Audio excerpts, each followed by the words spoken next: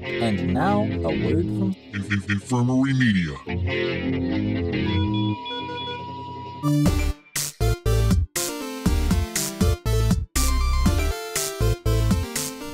Hey dudes and dudettes, thanks for tuning into this episode of the Be Kind and Rewind podcast, a podcast chock full of everything that is nostalgic about the 80s, 90s, and more. I'm your host, Carlos, and this episode, we're saluting the most patriotic and flammable American holiday known as Independence Day, or 4th of July, or as Will Smith prefers, ID4, to get into some of our favorite Independence Day movie and movie moments. So joining me is my amigo who's a military veteran who served our great nation and for whatever reason does not get called out enough for his uncanny resemblance to Lars from the 90s kid classic Heavyweight. So I welcome back Dylan Hood. Thank you, Carlos. Are you feeling skinny, Tony? It's working, Tony. Yeah, I do resemble him. I'm Norwegian. I mean, it's uncanny, man. Well, I appreciate the shout out too, and yeah, thank you to all the military veterans out there that are listening. Appreciate it. Yeah, man. Of course, you know, like I said, we're celebrating the Great Patriotic Day, but we're a day behind. Coming out on Thursday. Yeah, people are celebrating yesterday, but with Americans, they celebrate more than one day. Oh yeah, it's usually a weekend, especially or when this is Wednesday. You know, people are carrying this into Saturday, Sunday. It's a full goddamn week for most people as well. Yeah. I was like last Friday, I was working. People were like, "Oh yeah, don't." I was sending emails like, "I'm out of office today until next Monday." I'm like, holy shit, I'm taking one day off. So yeah, it was like I said, Americans, they don't take just the one day. A mere 24 hours is not what we need for our festivities. So we're gonna give everyone a patriotic episode, and to start off, we just want to give you a little brush up as to why you're currently scarfing down a burnt hot dog with your cold beer, lighting that bottle rocket with your toes. So Independence Day is America's kicking the dick to the British for adopting the Declaration of Independence back in 1776, declaring the 13 colonies were no longer part of the British Empire, but will be a new nation, the motherfucking United States of America. America, fuck yeah, coming again to save the motherfucking day, yeah, America, fuck yeah, freedom is the only way. But Congress actually had voted to declare the independence 2 days earlier on July 2nd, but it doesn't have the same ring to it, you know? Oh yeah. Well, and there's all these stipulations too, like when did it all get signed by every single signer, when did it get ratified, blah blah blah, whatever. 4th of July rocks. Yeah.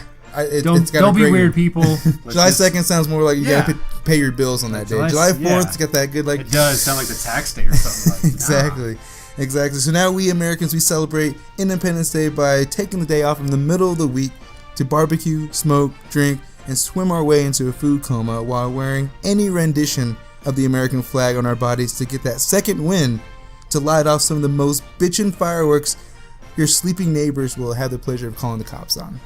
So we all have those neighbors. Oh yeah.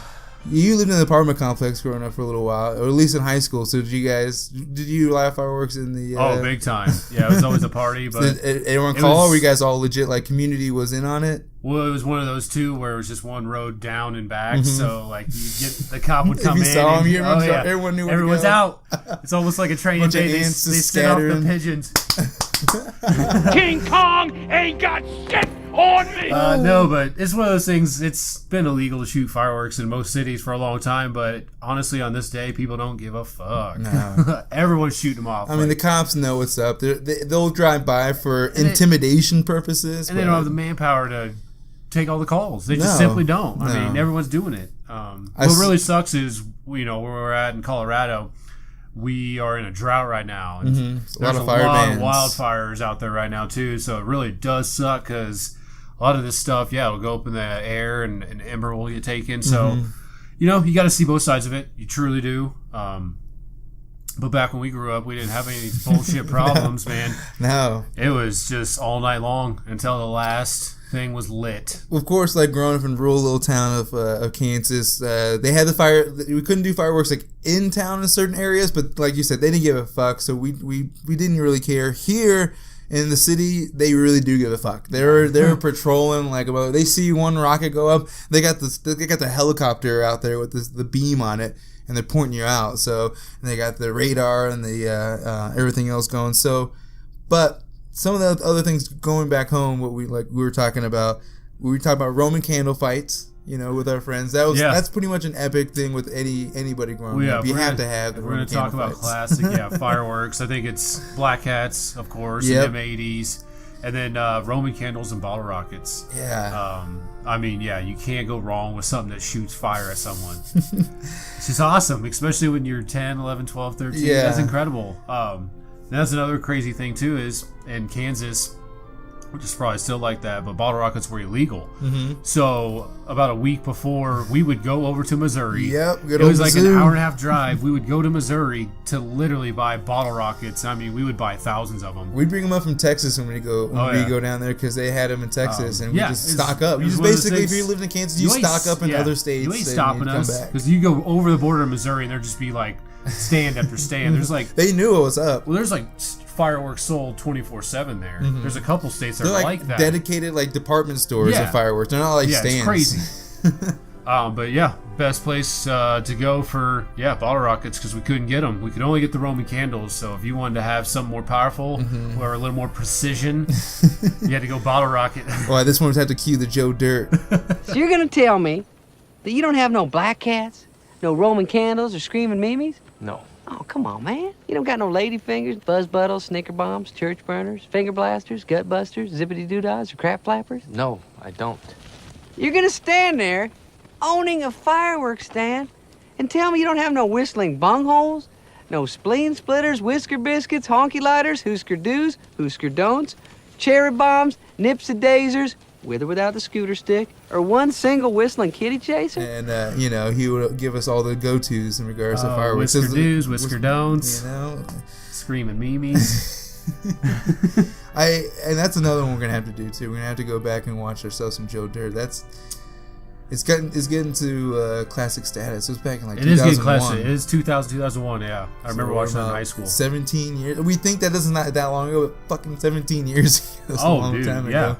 It really is. I know. So we keep thinking about it, as I don't want to, but it keeps coming up. I'm like, oh, that movie didn't come out 2001. Yeah, that's 17 years ago. Fuck. Yeah, it just hits real hard. But Roman candle fights is definitely a huge one. I was telling you earlier, something my cousins and I, shout out to Xavier, Marcus, Alyssa. When we were younger, we were super into Power Rangers, and when the Power Rangers would fight their enemies, they'd kick them, and there'd be that spark, that come out. So we figured out as young, 8-10-year-olds that it was sparklers. If you hit them against a chain link fence, they'd make that same blast. Oh yeah, sparks everywhere. So we blew, our parents are trying to use the little pops that you throw on the sidewalk. They're trying to get us. The poppers.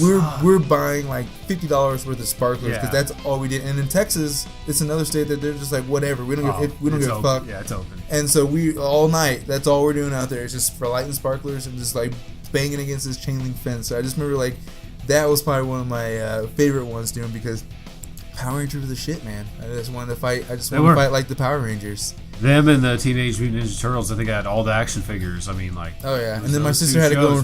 My sister had to go and fucking ruin it by holding the sparkler way too long, and it burnt her hand. So she's like, she started crying. Someone's gonna get burned. Like, okay, sparklers are done. Yeah. You're like, God damn it! It's a holiday hazard. It's a holiday hazard. It's just like getting in an argument with a family member. You're holding metal Christmas. with fire coming toward it. Yeah, they should make opposite sparklers that go the opposite way if they haven't already. The Japanese are the pioneers when it comes to fireworks. They need to come up with that kind of a thing. Well, and I also think it's just one of those things. You get burnt once, you learn. It's true. So hopefully it's not too bad. I mean, she cried real hard, but it was. I think she learned her lesson because she ruined our night.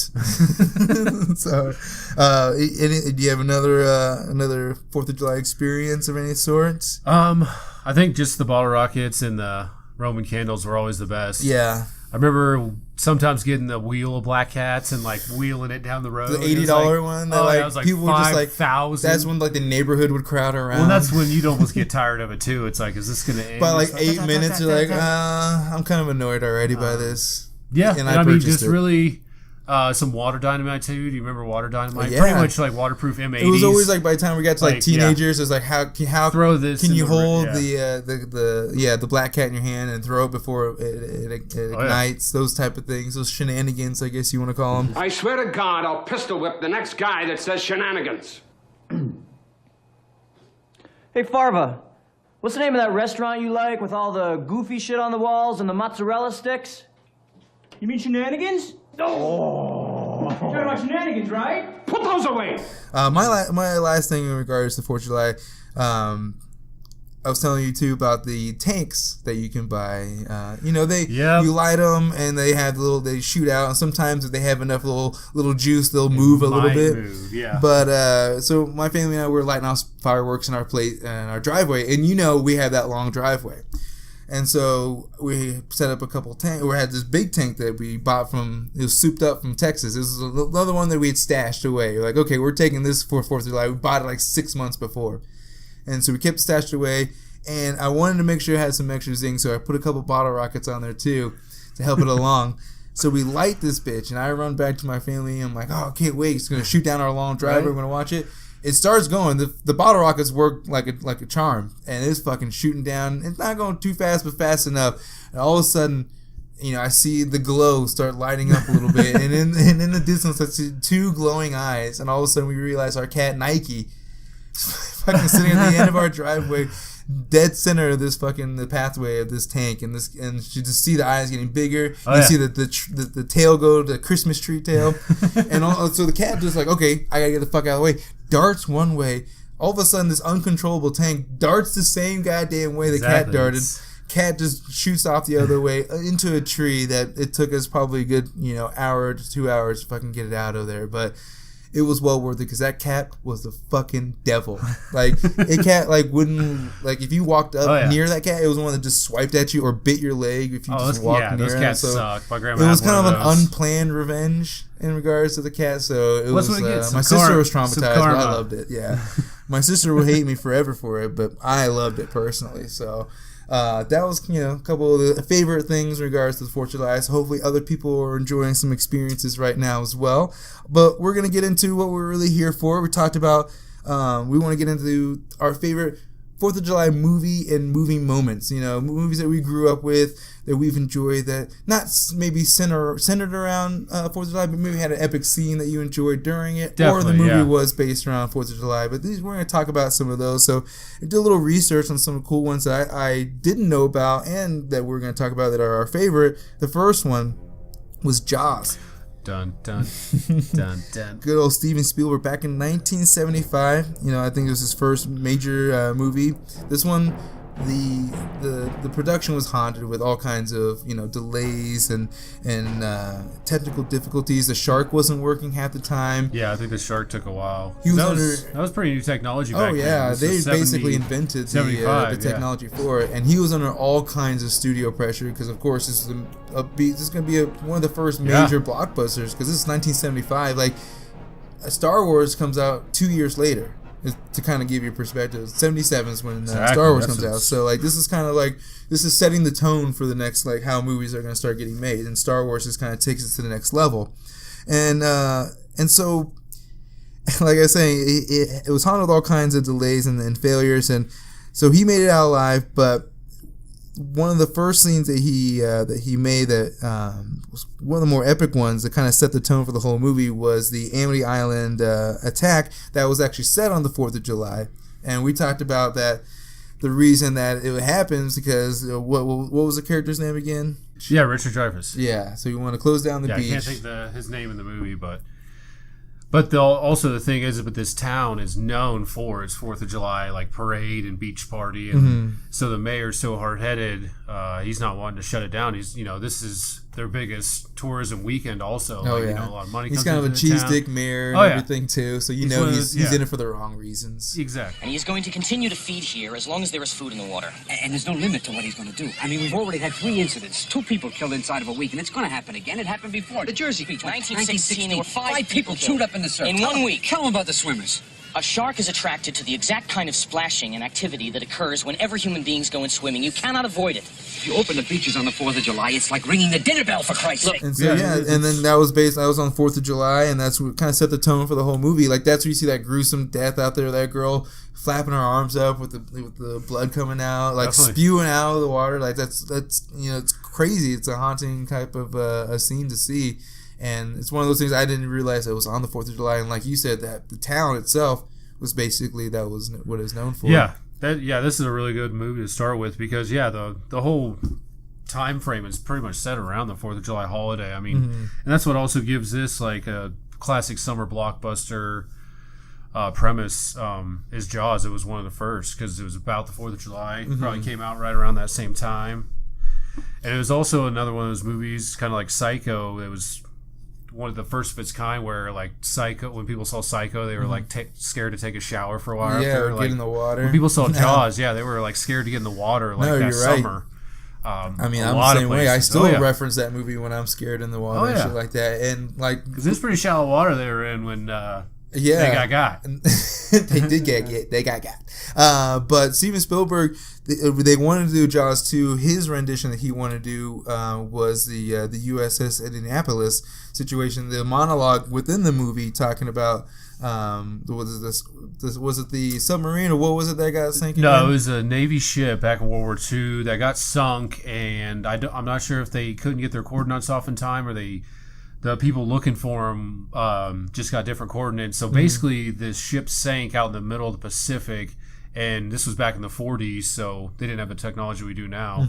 They were lost for days. Yeah, and I guess it's such a top secret mission. They didn't even like have a distress signal or anything like that. That was another thing too. A lot of boats back then were on their own because a lot of stuff was top secret. They didn't want radio signals getting taken by the Japanese or Germans. So yeah, I think it was, what did you say, around 1,300? Yeah, that 1,300 get in the water and on like 300 survived. And over the days, sharks came and picked them off one by one. And yeah, it's one of those. There's a couple movies out there about it. But yeah, one of those kind of unknown World War II stories. Not a lot of people know about it, where we lost a lot of military men, but not by combat. I mean, it was by combat because their boat was taken down by a rocket, but if they were saved that day, they wouldn't get picked off by sharks. They say they saw thousands of sharks swimming, like swirling, like it's one of those surreal situations.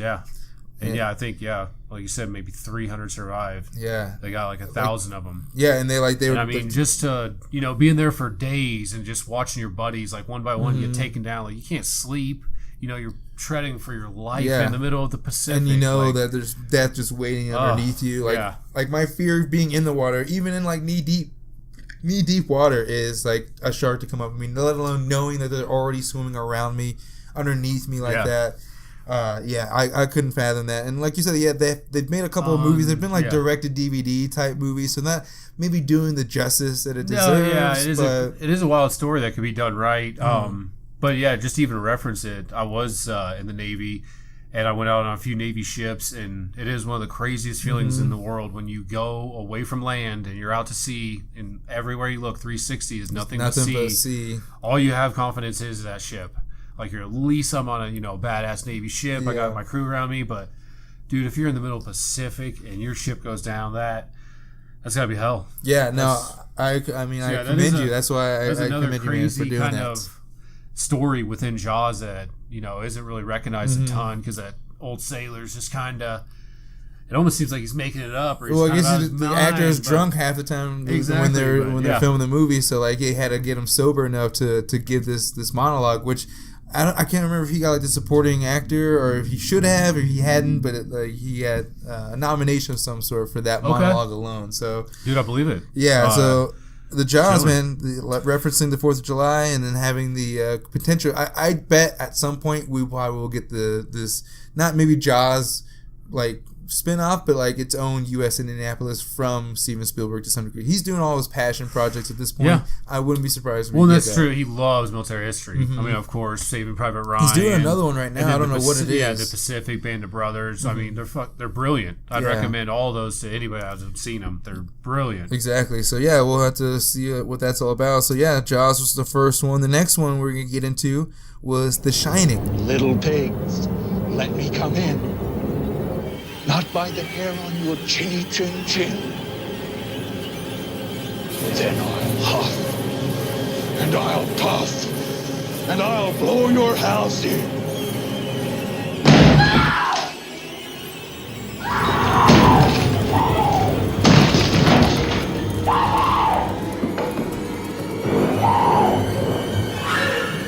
Here's Johnny. And so Stephen King's novel, directed by Stanley Kubrick, back in 1980, The whole movie wasn't set on the Great Independence Day, but a certain scene in the movie was.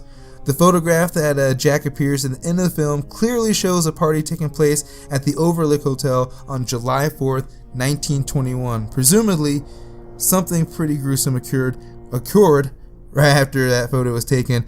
But basically, it's up to everyone's interpretation at this point. Yes, that has always been one of those unknowns. Like, what was he? Yeah, was he the caretaker the whole time? Right, they leave it up to you. Like, did they forget? Like, because they always have that scene like where they showed all the photos when they were recently there, and the picture wasn't there. Like, it's two different scenes. I think that it is there and it isn't there, and it kind of fucks with the timelines of people's like the conspiracies in regards to what is history. Like, I've seen the movie a few times, and I'm like, it took me a while just to get to that point. I'm like, wait, so he was the caretaker at some point? He's been there for a while, but wait, did he take over someone else's body when he was with his wife at home? Like, those are like just all those like the layers that this movie has in regards. But I've never read the book. Have you read the book? I have not read the book. I've read some Stephen King stuff, but they're usually very long. I mean, yeah, he's another brilliant author. But yeah, that's another one of those movies, like you just said, it leaves up to interpretation. That's what Stanley Kubrick does, though. Yeah. He messes with you with his movies. He was a master at that. Well, like I said, and now we can't ask him either. So, no, I know he left it up for interpretation. Now no one can find out for sure. So yeah, I mean that photo. I mean, it's just one little clip. Like I said, it's not a full scene. It's just one little clip, and it's an epic type of one because, like I said, it's evolved into all these conspiracies. Like, I was doing research for it, trying to find just a little bit of information. I couldn't lock down like one theory because there's so you go down the rabbit many hole. fucking. Start reading about it. Yeah, I started reading and like I couldn't read more because I was like, I gotta get finished. I gotta keep going here. But I'm gonna go back and read some more. But I was intrigued for sure on like the endless theories that people have come up with, just all due to this photo at the end of the movie. So I'm interested. I think maybe not for the podcast or so, but we got to get into it. We got to figure out, like, maybe we should watch that movie. Yeah, and, like, we see will. If we come up with our own theory or something like that. And yeah, that might be something we save for like fall, winter time, and we'll actually do a little Christmas, Christmas. But action. also throwing it out there, me and Carlos at some point we are going to go stay at the Stanley. Yes. So what if we broadcasted the podcast from our hotel room at the Stanley? That is a superb more idea. Information. Yeah, stay tuned for that. We are gonna now have to get that in the works. That we went from an idea to now my people call your has people. to happen. Yeah, you get in touch, we get in touch. We're gonna make this happen. So it's gonna happen if what if we'll watch the movie in the? That's what I'm saying. Yeah, in the Stanley, it's happening. Man, we're calling Jack too to see if he wants to come back for great it. Idea. But for anybody out there listening that hasn't been to Estes Park in general, Colorado in general, but Estes Park is. I got married right behind the. He did. Carlos got married there. It was that fucking beautiful. awesome. Yeah, so I love it up there. Estes Park, he's right, is magical. So those who have not need to go check it out. So yeah, going on to the next one that we have here, we got Born on the 4th of July. So. For many people right now, they think they know Tom Cruise. They're like, oh, Mission Impossible Tom Cruise. No, Tom Cruise, there was a previous Tom Cruise before Mission Impossible, and he actually did some pretty solid movies in his early career. Oh, yeah. Tom Cruise it's a love-hate for me, man. He's a typical love-hate relationship for me. I've been watching Tom Cruise movies my whole life. I enjoy Tom Cruise movies. He's not an Academy Award winner actor, and yeah, he's had some ones that aren't great, but dude, I mean, yeah, going back to the 80s, even Top Gun. I feel the need for speed. Ow! Yeah, I mean, solid one. Badass movie. Mm-hmm. Risky Business. Risky Business is a great movie. Iconic scenes, like in one of his first movies. He gets a prostitute to his house, and then he gets robbed. Like that's in the 80s. It's classic. I mean, that's early Tom Cruise situation. But I'm stoked for the new Mission Impossible. I am too. That's just the magic of Tom Cruise. He can still keep us. I like him as an actor. But as a person, there's something. I'm not going to say anything. I don't know the guy. But but once he gets in front of a camera, I just want to keep making movies. Yeah, it's one of those. It's like with actors or with entertainers, it's like you have to look past so many things while still enjoying their work. So he's another one. I have to look past some things, but I do enjoy the work. Mission Impossible. He's got me excited for the next one too. Henry Cavill with that $1 million mustache that I fucking edited out of Justice League. I'm going just to see that mustache. That's all I'm going for. The way he looks like a badass. He does. Too. Like when they're fighting in that bathroom. He's hunting Hunt. Yep. I'm hunting for you, my cunt. So yes, I'm excited for this. But like going back to Tom Cruise, he is in this awesome movie, Born on the 4th of July. It's basically a movie. It's a biography. Was it Kovic or Kovich? Kovich, who he was paralyzed in the Vietnam War and came home to find that he was ridiculed by many people in his country, like a lot of veterans did when they came back from the war. Yeah, Vietnam War is a very misunderstood war. I mean, a lot of wars are, but Vietnam especially. And it is sad what our country did to veterans when they came back. They were just answering the call. They got drafted. They didn't have a choice. They did what their country asked. Yeah, it was the U.S. government that sent them people. They didn't want to go. It's still one of those wars that's, as it gets more and more time away, we understand how kind of crazy it was. Was that the really last draft war? For it. Yes. That was, yeah. And yeah, it changed a lot of lives. We lost, I believe, over 56,000 people in that war.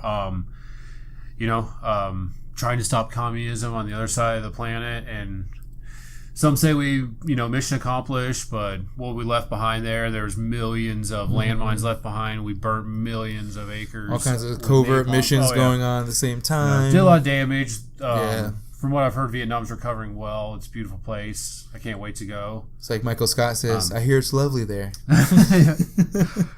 Or also in It's Always Sunny in Philadelphia, Frank talks about going to Nam, and it's like back in '86, and he went on vacation or something. Like, Frank, you were there in '86 on the beach. It's like in Lebowski. He's like, it was still hot. It's like Walter and Big Lebowski as well. You're not wrong, Walter. You're just an asshole. Okay, then. I was going to say, too, I wanted to point out Oliver Stone. He's one of my favorite directors that's living right now. I think he's great. He has an entire series on Netflix, Untold History, with Oliver Stone. Really? It's awesome. He talks about pretty much about what the government doesn't want you to know or what they don't teach you in school. I think I've seen that. I'm going to have to check Highly that out for recommend sure. it. He was actually in the Army, though, and he went to Vietnam. So that's why he did what was yes, it? Was that Platoon? Full Metal Jacket with Francis Ford Coppola. That's right. He did Platoon and then Born on 4th of July.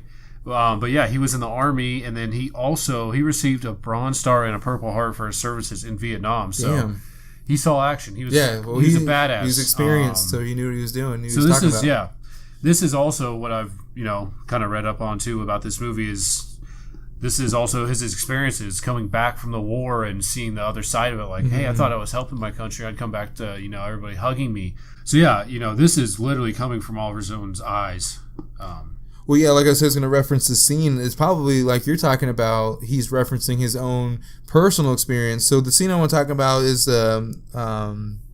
where Tom Cruise's character Kovich they're doing like a dual scene of both parades where he's, as a kid, he's in the awe of seeing the veterans come back from war and seeing the parade to celebrate their coming home.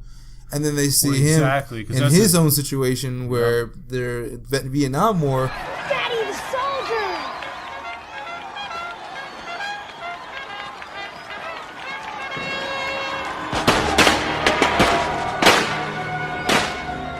And people are protesting. People are not, celebrating as much as they were. It was a complete 180 from, World War II. We become just this little nation to the great power of the world in a matter of a few years. So in the 50s, when we had these military parades, it was all World War II veterans. I mean, it was people that changed the world. Yeah. Those veterans are looked upon much differently as, a lot of veterans. And it shouldn't be, Every veteran did their job. Yeah, it is sad the way that they are treated. But then nowadays. There was a lot of uproar about why we were in Vietnam and whose fight it really was, and everything like that. I mean, that's going to be the argument for much everyone more controversy. At this point. It wasn't like a world superpower like the Nazis were taking over. Like, it was much more controversial. Like a volunteer yeah, war. So, we just want this. Vietnam was just looked at differently. The veterans were treated differently. But it sucks, too, because they were exposed to a lot of bad stuff in Vietnam.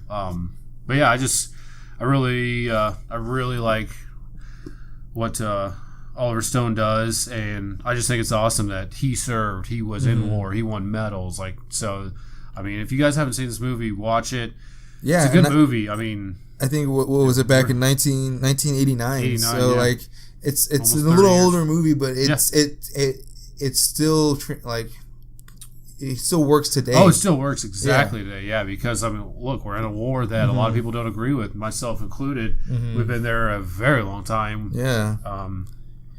And so yeah, it does. And Tom Cruise does great in it.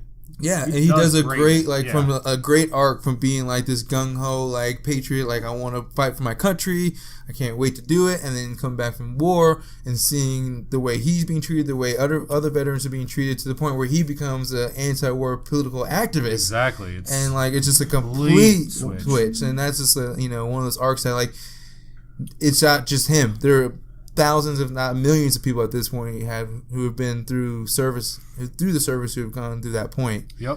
And so yeah, it's like I said, those who have not seen this movie should definitely check it out. So Born on the 4th of July, Oliver Stone with Tom Cruise, underrated Tom Cruise movie that actually doesn't get really mentioned a lot when people talk like, oh, Top Gun was a great movie. Like, he did other movies. This was Top Gun 89 also? I was going to say, this is like right around the exact... Top Gun might have drowned this out or something. Probably. So, no. Kenny Loggins, goddammit. Damn it! Even though Top Gun is great. It is. So, yeah, like I said, check out Born on the 4th of July if you haven't on this great Independence Day weekend. Next one, we got a couple more. We got Independence Day. You know, this was supposed to be my weekend off. But no. Got me out here dragging your heavy ass through the burning desert with your dreadlocks sticking out the back of my parachute. You gotta come down here with an attitude, acting all big and bad. And what the hell is that smell? We couldn't do this without listening to Independence Day. We gotta have some Will Smith in here. So back in '96, Will Smith was at his prime with rap career, hit TV show. So he wanted to gear up, take his movie career to the next level. So you want to do a summer blockbuster, Independence Day. And this was like kind of the first time they really want to do the release like of a summer blockbuster on the 4th of July. Like, I don't think they really did like blockbusters. They did like movie, like... I want to say, too, if I'm correct, was Bad Boys the summer before? I think Bad Boys is 95. Probably. Kind of like his first summer blockbuster, I'd say. And so I think after, that he did Bad Boys, they were like, all right, he can do a movie, man. Exactly. And I mean, he was... killing it in the 90s. And this is one of the super hype. This is like, I don't remember a movie being this hype, like Batman, the first Batman, like a few years before. No, that's like true, 89, man. It 90. was huge. I remember going to the theater, watching it in the summertime. I mean, because I remember classic summer movie. When I would go, I had seen the movie a few times, and I would go see other movies in the theater, and I could hear Independence Day on other movie theaters. That's how fucking loud it was. Yep. And so the movie is filled with all kinds of iconic scenes. We'll just say that. And the one that stands out, though, is when Bill Pullman, as President Thomas J. Whitmore, basically made the 4th of July the world's holiday with a little help with the bullhorn for the Independence Day speech, which is it's pretty classic at this point in time. Yeah. Oh, yeah. Good morning. In less than an hour, aircraft from here will join others from around the world. And you will be launching the largest aerial battle in the history of mankind. Mankind, that word should have new meaning for all of us today. We can't be consumed by our petty differences anymore. We will be united in our common interest. Perhaps it's fate that today is the 4th of July, and you will once again be fighting for our freedom. Not from tyranny, oppression, or persecution, but from annihilation. We're fighting for our right to live, to exist. And should we win the day, the 4th of July will no longer be known as an American holiday, but as the day when the world declared in one voice, we will not go quietly into the night. We will not vanish without a fight. We're going to live on. We're going to survive. Today, we celebrate our Independence Day.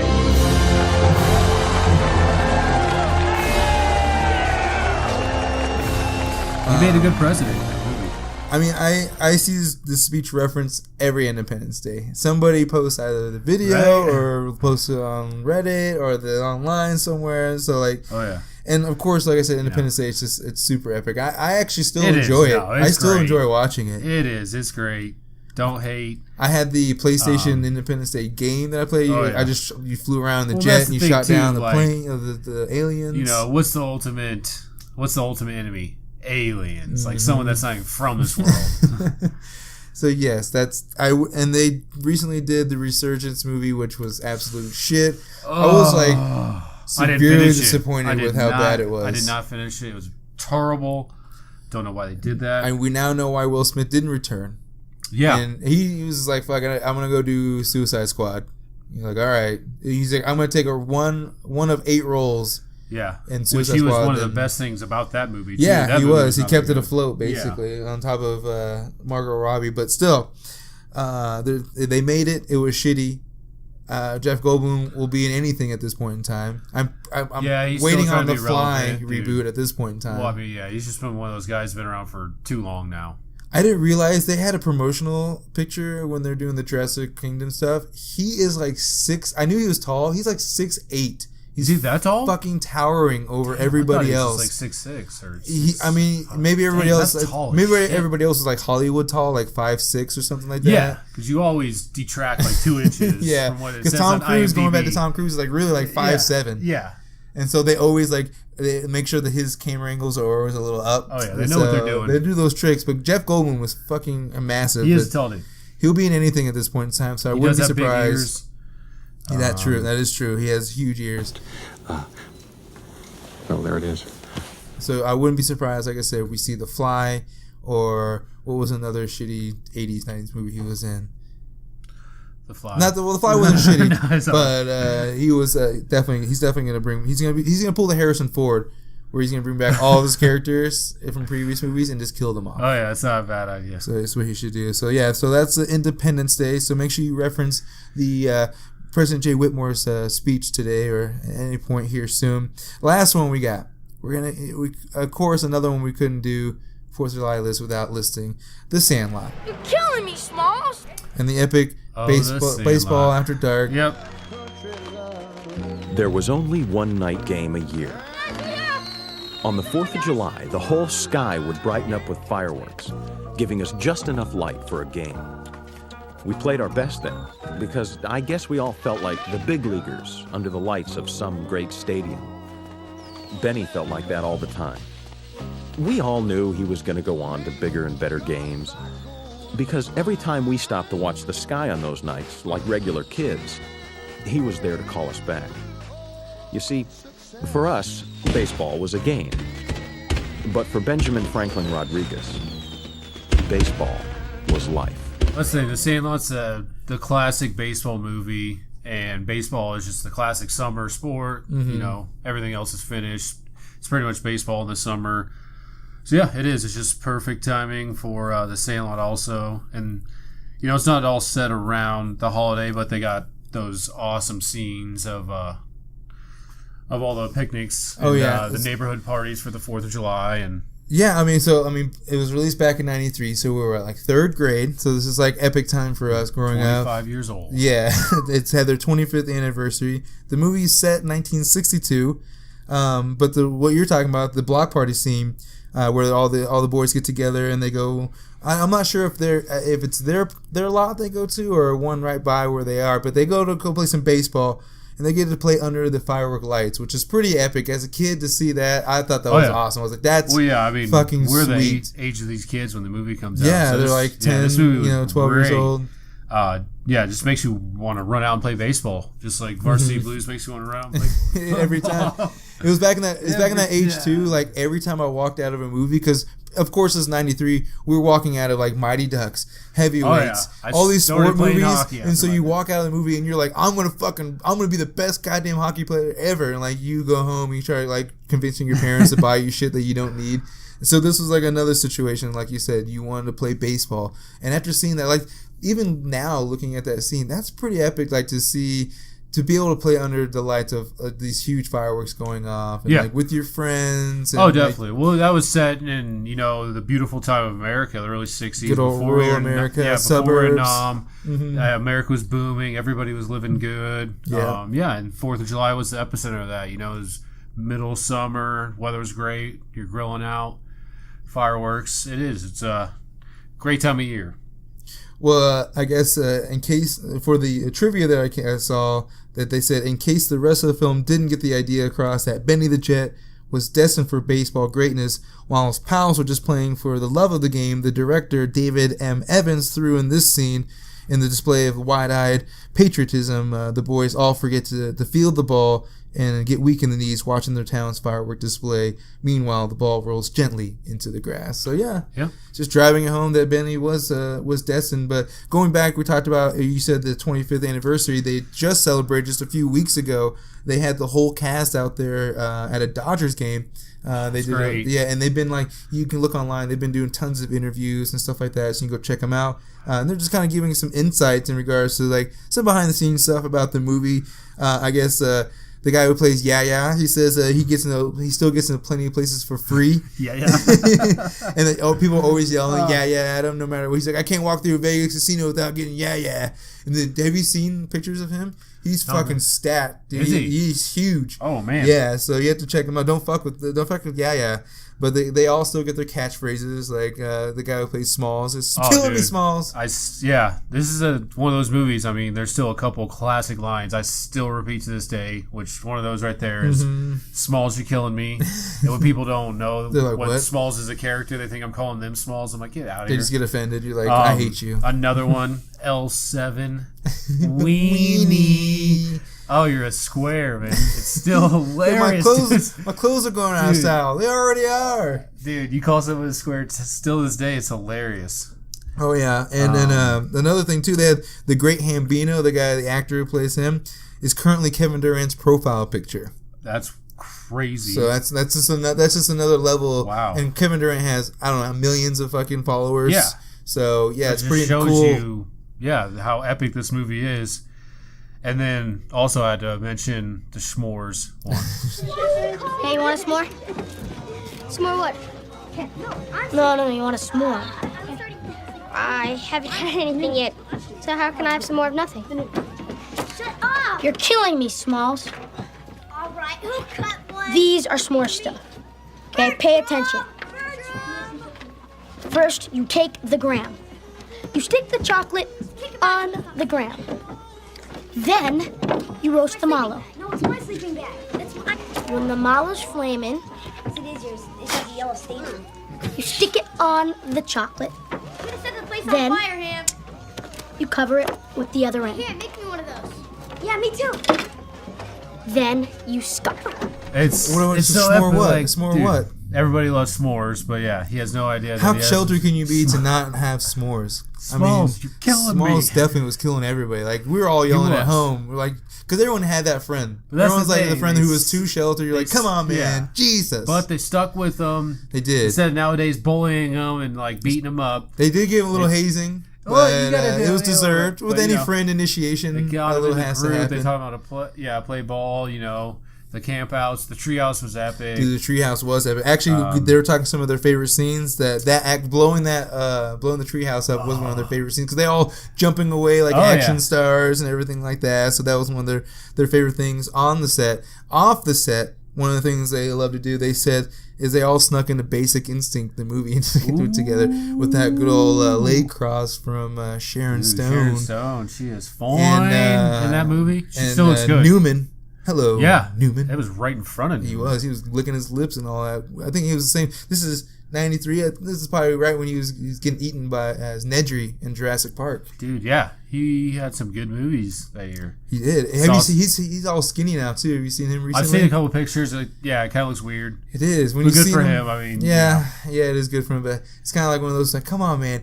Be the Hollywood guy and just be the fat guy for the rest of your life. Like, you played into it, just be it for the rest of your life. But the sad part about the whole reunion is that there was no Benny the Jet. They Mike Vitar, who played Benny the Jet and was also in Mighty Ducks and I'm trying to think what other movies he was in.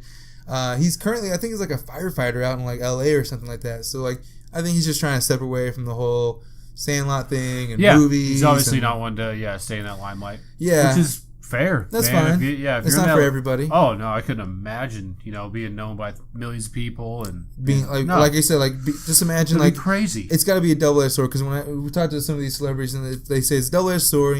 They get the catchphrases all day, every day, but it's like it's nice to be known for the work they've done and to still be relevant to some degree with the nostalgia and everything like that. If you are an actor and that's what you want to do, that's what you signed up for. But yeah, it would be crazy having your entire life exposed like that. Yeah, no, it would be interesting. But yeah, the Sandlot guys, they got back 25th anniversary. I've tried for a little while. I've been trying to get one of these guys on the podcast, so we'll see. We'll work on that because we're going to probably do it sometime this summer, people. Sandlot is it's a true classic. Yeah, I actually really is. Either I wanted to get Mike Vitar for the longest time. I'd try to get Smalls. I don't know. I've had it's like what I said. I said, we'll reach out. Yeah, we'll get him up. We'll hit him up. We might try to get the dog. Is the dog still alive? We might try to get James Earl Jones. That's who set him up. We're gonna hit the big dog. That's who we're going for. He's just doing some voiceovers right now. Oh man, he's just making that cash, that Vader cash, man. So, but all right, man. Well, that was it. That was all the 4th of July movies and moments that I had listed. I think we covered a lot of cool stuff that people I didn't know about. People probably don't know about. Yeah, and plenty of great movies, especially to watch right now, because I know people are always looking for things to watch. So, yeah, if you haven't seen any of these movies we watched, they are all legitimate classics. Oh, yeah. And this is the best time of the year to watch them. Yeah, literally our 4th of July week. If you're going to be chilling today, Friday, Saturday, Sunday, well, what are you going to do? You should watch some of these movies and just get in the mood. Yeah, man, that was pretty much everything I wanted to get into. So, appreciate you getting down with it again. For show. We'll definitely be working on... Happy birthday, America. Yes, America, keep celebrating. Get those American flag tank tops on. Maybe a cowboy hat. Maybe a bottle rocket in your crotch. Oh, yeah. Who knows? But yeah, everybody else, thanks for tuning in for this episode of the Be Kind and Rewind podcast. Make sure you tune in every Throwback Thursdays for new episodes of the podcast. Subscribe, like, follow, and rate the podcast on iTunes, SoundCloud, iHeartRadio. Also, follow the podcast on social media on Twitter, Facebook, and Instagram at Be Kind Rewind Pod for all of your nostalgic needs. So thanks, and be excellent to each other.